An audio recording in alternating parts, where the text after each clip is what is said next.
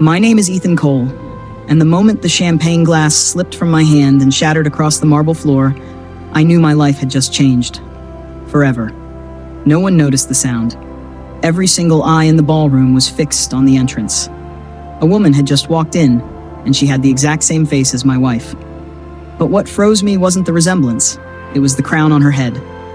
3 hours earlier, I had left my wife, Lena, crying in our small kitchen. "You should just stay home," I said, not even bothering to look her in the eyes. "This isn't a place for you."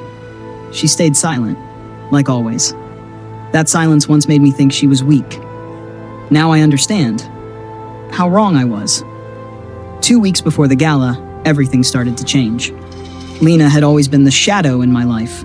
She memorized guest lists, prepared my clothes, stood quietly behind me while I spoke to important people. I used to think that was exactly where she belonged. No family, no clear past, just a girl who grew up in an orphanage. "You should be grateful you have me," I once told her, and she believed it. That day, at a small pre-event gathering, Lena met a stranger, an elegant woman, sharp-eyed. She stared at Lena like she had just seen something impossible. "Your Highness?" she whispered.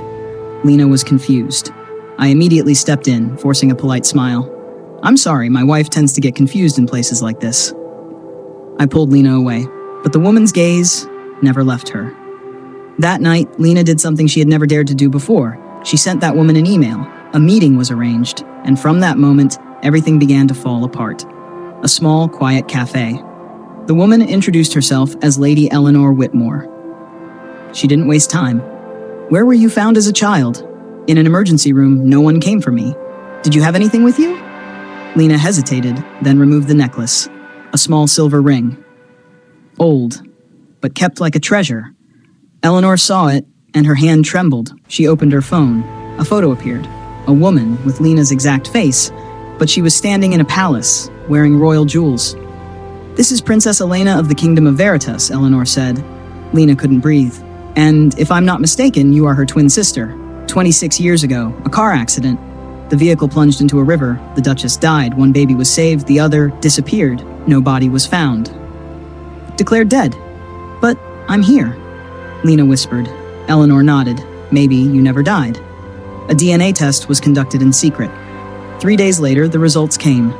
Lena was no longer Lena. She was Princess Aria Veritas, the lost heir to an entire kingdom.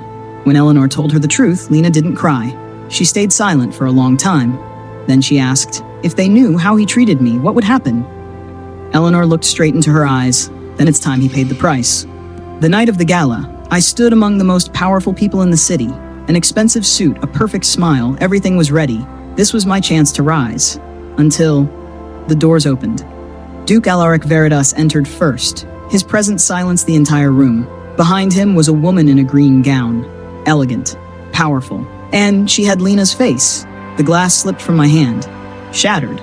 I couldn't look away. My mind refused to process what I was seeing. Then, someone stepped out from behind a column. Another woman, the same face, but this time she wore a deep blue gown, jewels sparkling, and her eyes were no longer the eyes of the woman I once belittled. "Lena?" I whispered. She looked at me, calm, distant. "No," she said softly. "My real name is Aria." The entire ballroom froze. The Duke stepped beside her. "This is my daughter," he said, "Princess Aria Veritas." My heart stopped. "No, that's impossible." I stepped forward. "You can't be." "The one you called a stain," she cut in. Her voice wasn't loud, but every word cut like a blade. I reached for her hand.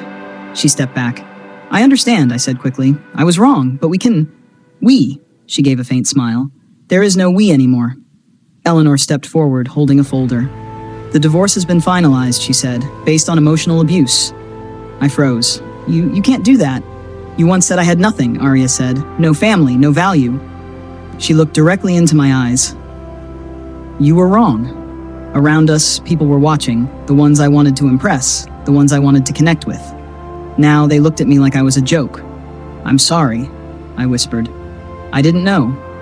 "That's exactly the problem," she said. "You only treat people well when you think they're worth it." Princess Elena, the one who looked just like her, stepped forward. "She doesn't need you," she said coldly. "She has a family." 2 security guards appeared. I understood. Everything was over. As I was escorted out, I heard whispers behind me. My reputation, my career, everything collapsed in just minutes. And Arya, she stood in the light, with her family, with people who truly loved her. That night, she didn't return to the old house. She left with her father and her sister, on a private jet, returning to where she belonged. Before leaving, she stood by the river, the place where her life had once been swept away, and then returned. "Do you regret anything?" Elena asked. Arya shook her head. "The only thing I regret is believing I wasn't enough." She looked down at the water. Her eyes were calm. A person's worth is not defined by whether others can see it. And for the first time in her life, she was no longer someone's shadow. She was herself. A woman once looked down on, a forgotten princess, and now, the one the whole world bows to.